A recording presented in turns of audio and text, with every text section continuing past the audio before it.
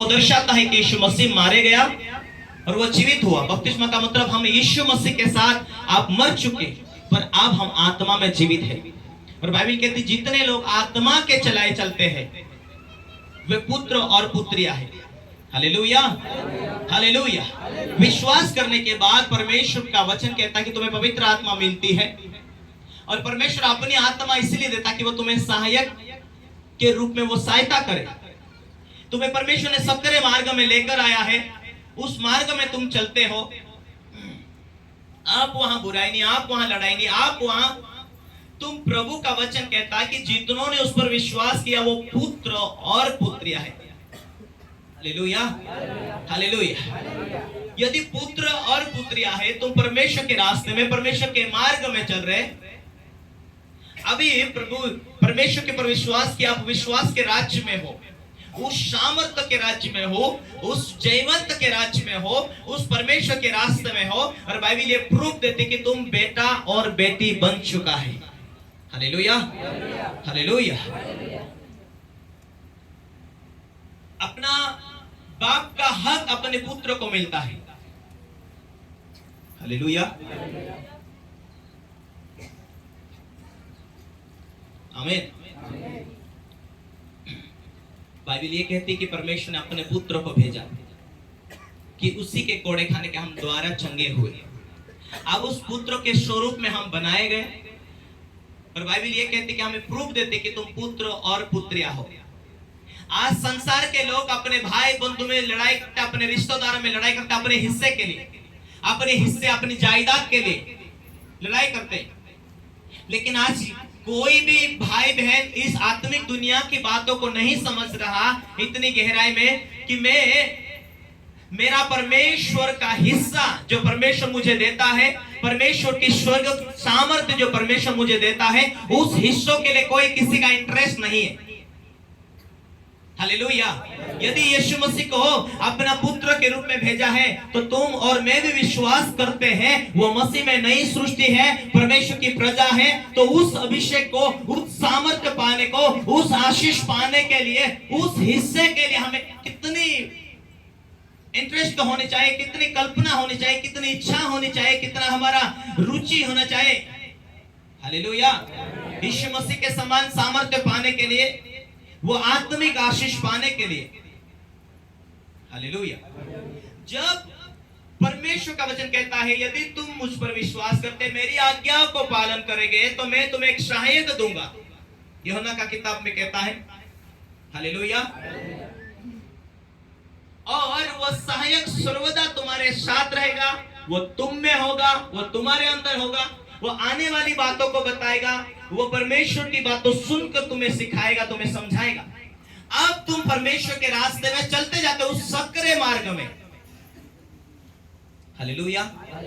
तुम परमेश्वर के मार्ग में चलते जाते जिस रास्ते पर परमेश्वर तुम्हें रखा। अब विश्वासी संगति है।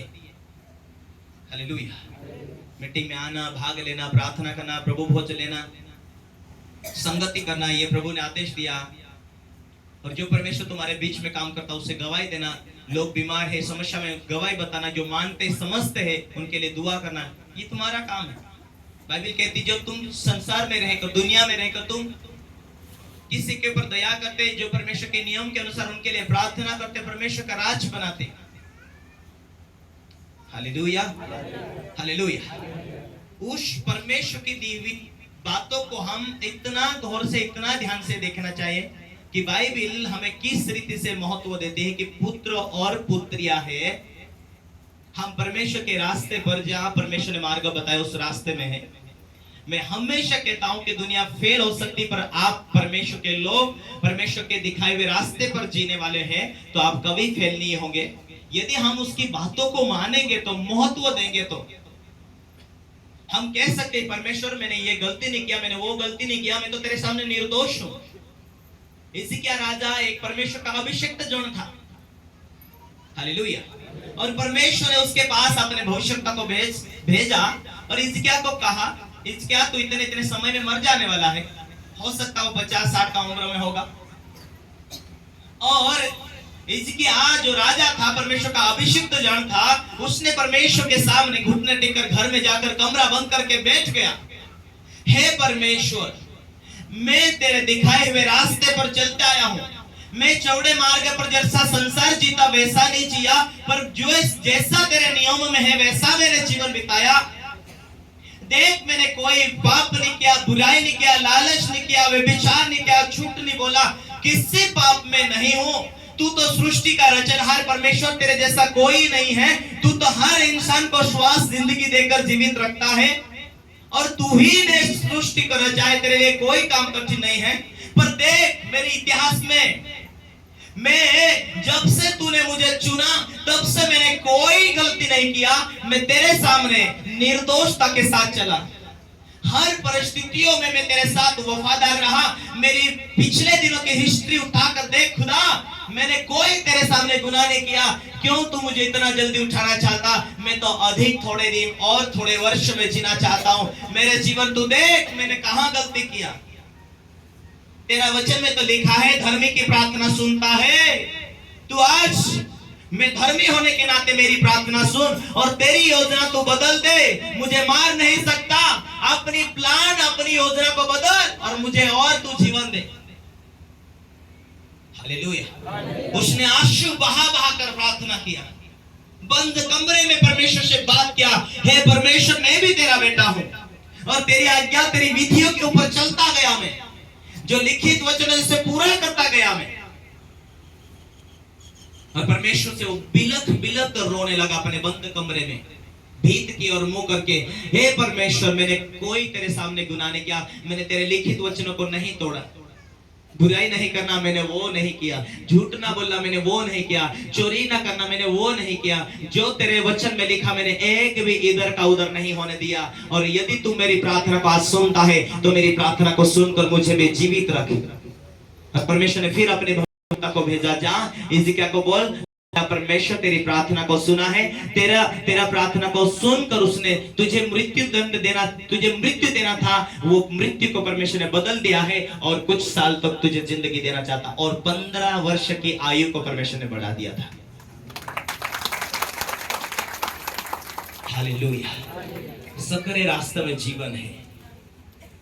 आप उस जीवन के मार्ग में हैं जहां से आपकी प्रार्थना सुनी जाती है। आप उस रास्ते पर हैं जहां से खुदा के साथ आपका संपर्क है। आप उस रास्ते पर हैं, यदि बिच्छू काटा परमेश्वर को कहते हैं, परमेश्वर आपकी प्रार्थना को सुनता। सांप काटा परमेश्वर को कहते हैं, परमेश्वर सुनता।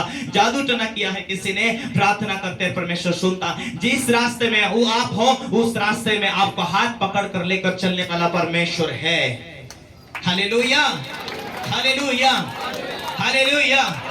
इसीलिए परमेश्वर ने इस्राएली सेना को लेकर चल रहा था, उस रास्ते से लेकर चल रहा था। उस रास्ते में परमेश्वर उनके साथ था। परमेश्वर का वचन कहता है, यदि तुम मेरी आज्ञाओं को पालन करेंगे तो मैं मेरी कीमती आत्मा को दूंगा। उस टाइम में परमेश्वर उनके साथ रहता था, लेकिन आज परमेश्वर वही परमेश्वर